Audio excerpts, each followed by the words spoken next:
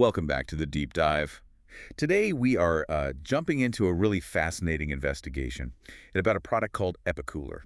You've probably seen the ads for it. Oh, absolutely. They're everywhere. It's Hmm. marketed as this, revolutionary plug-and-play gadget. No installation, cools in the summer, heats in the winter. It sounds like the perfect solution, right?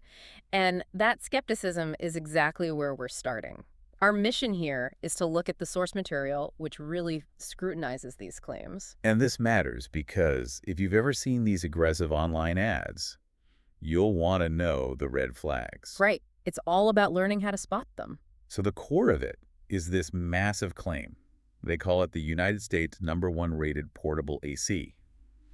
Let's unpack that. Yeah, where do you even begin? I think the source material nails it by starting with the most obvious thing, the marketing pressure.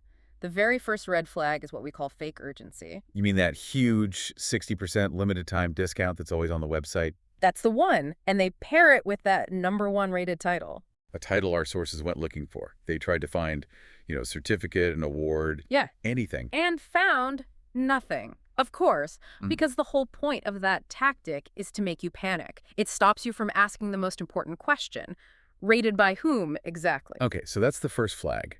But once you get past that, the investigators looked at the actual product data.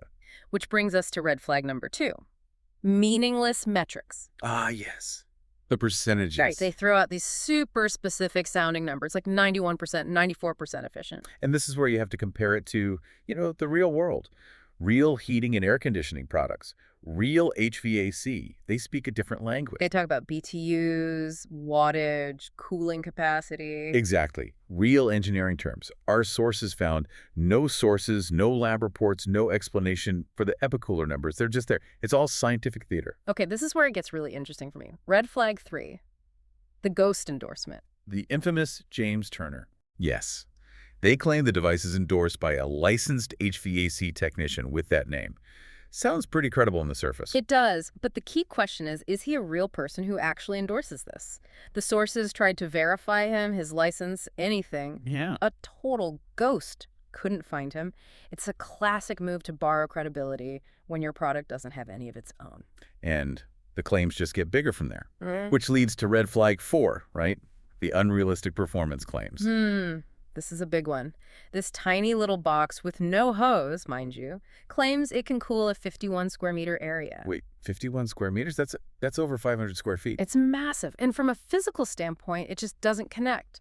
For a small plug-and-play device to cool a space that large, the claims are just completely out of sync with the technology. Which brings us to the final and maybe the most damning red flag for a so-called #1 rated device.